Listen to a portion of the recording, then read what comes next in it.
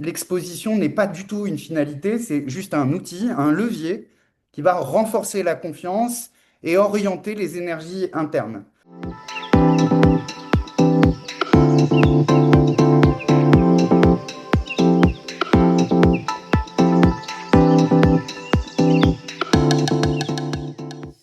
Bonjour Alexis Topelem. Bonjour Anne-Cécile Duprel. De plus en plus de dirigeants s'exposent, prennent la parole, incarnent leur entreprise, on le voit de plus en plus sur les réseaux. À quel moment le personal branding est-il devenu un acte de leadership plutôt qu'un simple outil de visibilité? Oui, ben, c'est vraiment une question qui se pose dans la mesure où il y a une massification de cet usage du personal branding. Pour faire simple, pour nous, ça bascule de l'ego trip vers l'acte de leadership lorsque l'intérêt n'est pas la visibilité, mais la responsabilité qu'engendre cette visibilité. De façon concrète, ce que je veux dire par là, c'est que quand une parole de CEO éclaire une vision, incarne des valeurs de l'entreprise et a pour volonté de fédérer autour de lui, alors effectivement, on bascule dans une logique Hmm. de leadership.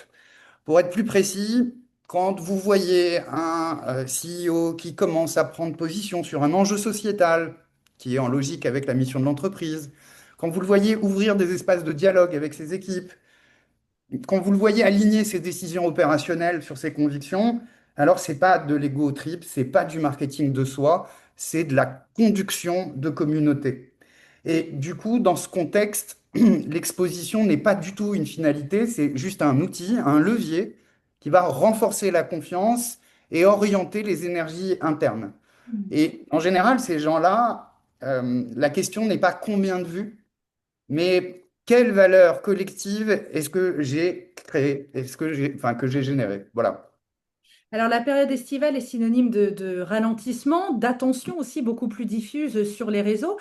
Est-ce qu'un dirigeant doit continuer de communiquer pendant l'été, selon vous? Et si oui, avec quel ton et quel type de contenu?